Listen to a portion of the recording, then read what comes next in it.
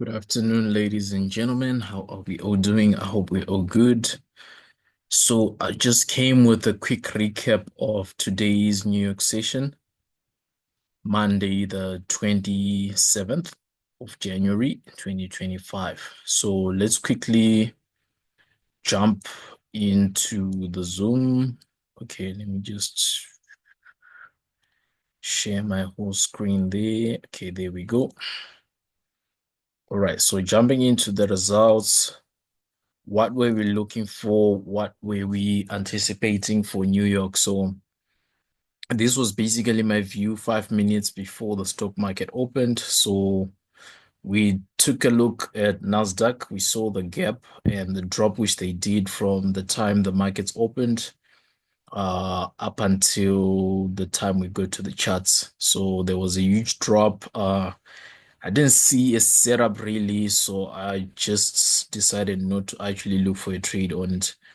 Then my watch list for the week, I had GJ, I had UJ, US oil, EU, we were actively stalking for a possible sell. Gold, we were also looking for a possible sell, and we were also looking at US30 for a possible setup. Then so the main three assets which I was looking at was EU, gold, and US30. So what happened next is, so as I was looking at the charts, I also noticed that a setup popped up on German 40. If you see just after my analysis, soon as the stock market opened, you can see I updated in the community. German 40 popped up. We had an M3 break and retest. So I'm just going to explain this setup, and this actually ended up becoming my setup for the afternoon. Then after that, we had possible plays on US100, which I had initially not seen a setup. So this was just a possible play. US30 also had a possible play. But again, my only trade for the day was German 40.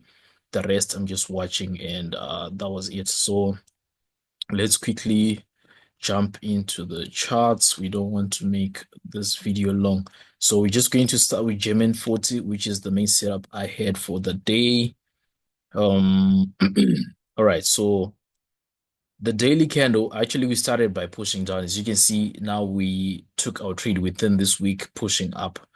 So daily, there was no bullish bias, as per se. As you can see, I was just like anticipating a potential push up since we had been pushing up the past couple of days, right? So jumping down to the 4 hour.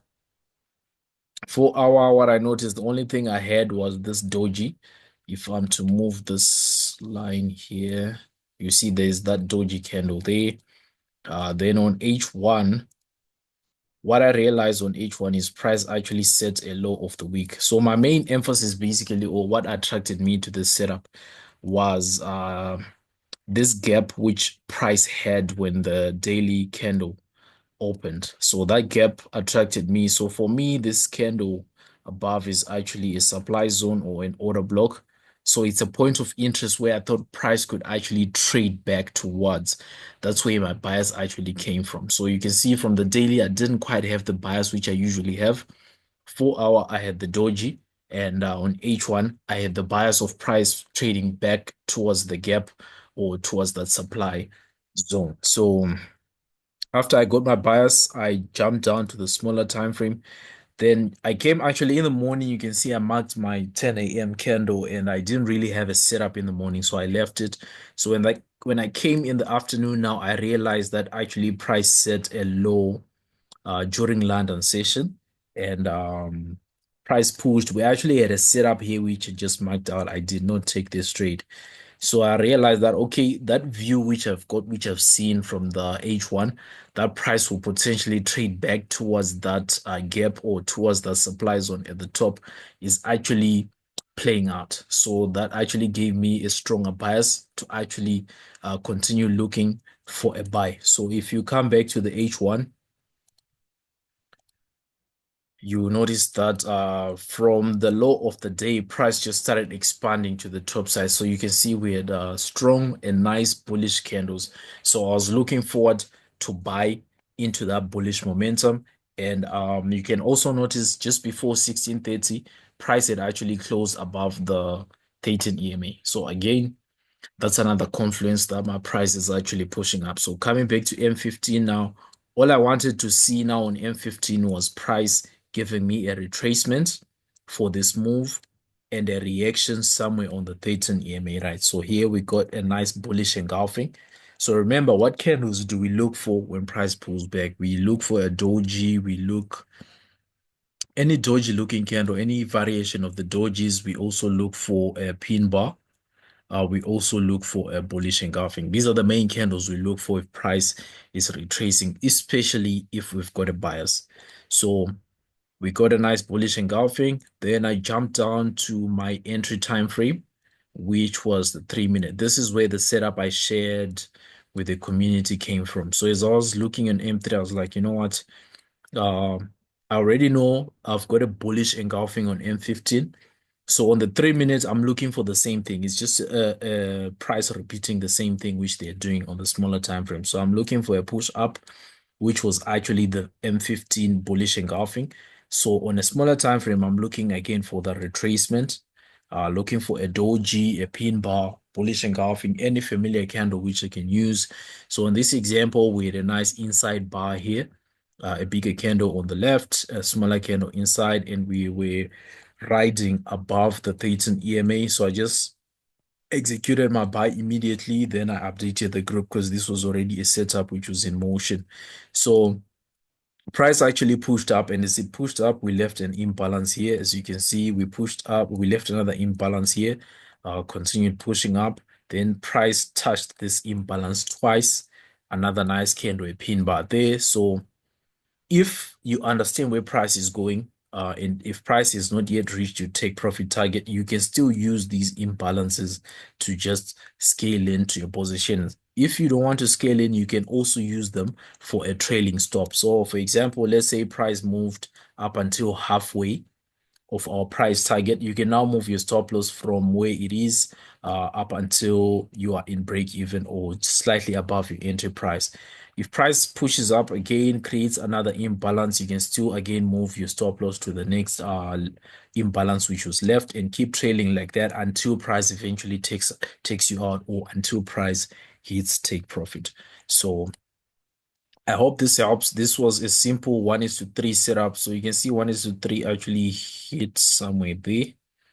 And our risk on this trade, since it's a Monday, we had about a 0.35 risk, and we were happy to taking 0.5% up until 1% in profits for this particular setup. So this was the GER40 trade. And if you've noticed, if you're following our sessions, GER40 has been playing out in New York session for, I think, for the whole of last week as well. And last week before last, if I'm not mistaken, they've been having nice setups during New York session. So I hope you guys caught this trade. If you didn't, please let us know what you traded today. If you traded at all, did your setup hit take profit? Did you chicken out of the trade? Was it a break even? Did it hit stop loss? Please let us know what you traded. So again, here you can see price is sort of bouncing on this imbalance here. So there's still a potential we could push up because the gap is somewhere here around 21, 350, where this black line is, which is also near Friday's lows, right? So another setup like this could actually play out, but I wouldn't advise you to chase price now because we've already like pushed, especially in our kill zone trading time. So yes, the setup might still play out, it might not, but again, the risk to reward now is a bit low, so it might still not be worth it. So let's quickly jump onto Nasdaq. Let's see what happens. So I had a potential buy, as you can see. I didn't really expand, and we're also on a zone. As you can see, this black line here, it was also a zone. So this was a low probability setup. We also had a setup on US30. On US30, it's actually still pushing. So from 1630, you can see we had this explosive push up. Then price moved sideways. Then I got that bounce off the patent EMA together with a broken order block here. So if I was looking at US30 specifically without being active on GER40, then I could have executed a nice buy there. Again, soon as my price moves halfway towards my target, I always have to move my stop loss from where it is all the way to slightly above the entry so that if price decides to come down like it did on Nasdaq, this will be a risk-free trade. I won't lose anything here. So that's something which I would advise you guys to also do. Then we're also looking at gold, I believe. Gold, I didn't quite have a nice setup on it, but again, we were pushing down. So if I had traded it, I was looking at something like this. I just mapped it out, but I did not get this trade. So I'm just going to explain. So if you've got a bias, remember we had a selling bias on gold, actively stoking price from our Qs on time, which is 16:30 GMT plus 2, or when the equities market open, you can see price retraced into this order block right there. Then from there, we started to expand back to the downside. Price is maintaining 13 EMA as a resistance level. So we could have opted maybe a sell stop here. If I was actively looking at it, that would have been a nice entry. Uh, Targeting maybe these lows for a one-to-one, which was the equal lows. Price came and bounced off here again. So again, each time price bounces off the 13 EMA, if you're using moving averages, you can still use that point to actually scale in, especially if you know where your price is going. And if that 30 EMA is in line with a zone to your left, or if it's in line with an imbalance. So you can see this was going to be a good entry as well. But again, price is sort of moving a bit slow now. Considering that this price has been dropping since morning, you should just be careful with setups like this because sometimes they might decide to retrace, maybe take out the New York highs before continuing down. So setups like these, you should just be careful with them. But otherwise, if we're strictly looking at gold, same concept, same method, we could still have attempted a sell like this. So I hope today's session was helpful. I hope you guys managed to catch a trade. If you watched until the end, thank you so much. Enjoy the rest of your day. Good trading.